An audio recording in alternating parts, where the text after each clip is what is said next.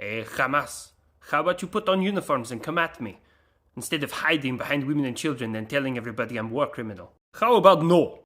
Pardon me, but for a second here. I know we're all showing solidarity with Israel in this, but United States, did you just send a second carrier group in there? Yeah, I did. Oh wait, do you think 2's not enough? I have like 9 more. No, I don't believe it's a problem per se, but I just want to know why you've sent 2 carriers towards an enemy that has no carriers and no aircraft aside from paragliders. Because overkill's underrated. Look, very recently, Iraq, Iran, and Syria decided that they were going to get froggy, so I decided to send 2 of the largest pee-pee slaps floating on the ocean right to their front door. Talk shit about me behind my back all you want to, but I will knock on your door and ask you what the fuck you want. These feels, it tastes like Article 5. No sovereign nation has attacked NATO. Therefore, not Article 5, it is individual organization. You are very, very slimy. You know, I gotta hand it to him, it's pretty ingenious. I can't be mad at the guy. He pumps a whole bunch of money into Hezbollah and Hamas, Hezbollah being his favorite child, Hamas being the second favorite, and then they attack sovereign nations, and we retaliate, and they hide within the borders of his friends' countries and threaten war if we attack them inside of their own countries.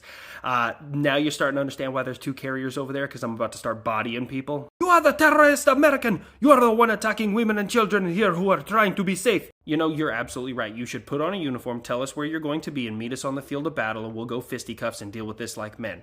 Or is that not something you're capable of doing because you know you'll get your shit rocked? Here's what you need to understand there, High Speed. War doesn't determine who's right. War determines who's left. And there's a reason I'm still standing after over 200 years. You see, back in September 11, 2001, somebody decided to take down a couple of my buildings, and I lost almost 3,000 Americans. Well, I then spent 20 years in their country, and I lost less people fighting in that country for 20 years than I did in that one day. How many did they lose? Who the fuck pissed off the USA?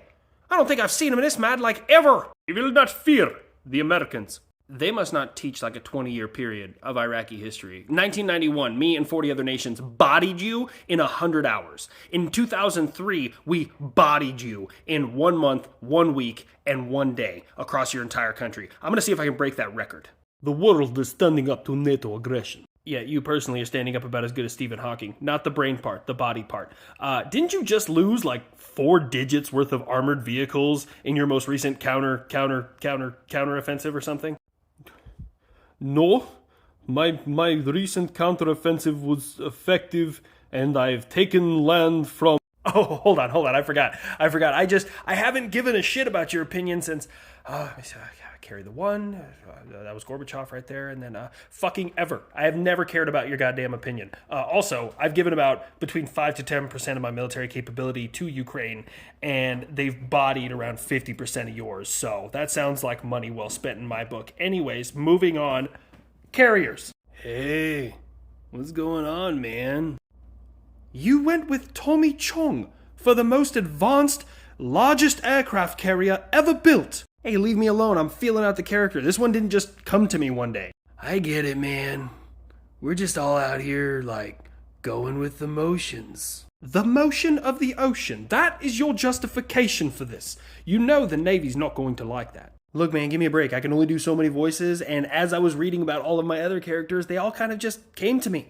For example, the kid. Would you intercept me? I'd intercept me. The most devastating thing in the air that has ever been built, and it has never had an opportunity to do its job because everyone is afraid of it. Had to go with Buffalo Bill. The A-10. To whom it may concern, at 75 rounds a second. Total crackhead energy. They started with a gun, and then it became a plane. The F-16. Hard to catch, harder to hit, slimy, yet satisfying. The workhorse of the American export fleet. Everybody has one. They're quick, they're agile, they're easy to find parts for. They're a Glock 19 with wings. Then the F-15. 104 and 0, look out below. Can't everybody take down a satellite unless you got my thrust-to-weight ratio. The last time I took Russia seriously, I built that thing. He knows he's the shit. He knows he's untouchable. He knows that the only thing in the sky that could potentially harm him is the F-22, and he's on the same team. So then we got the F-35. Aw, darn it, way to put me on the spot here. Can you give me like the X-Men theme song and I can like think about stuff really hard like Professor X, like the 90s one. Can I get that? The F-35 is the most widely produced 5th-gen aircraft in the world, and it's also the most exported 5th-gen aircraft in the world. We started with a computer, ended up with an aircraft.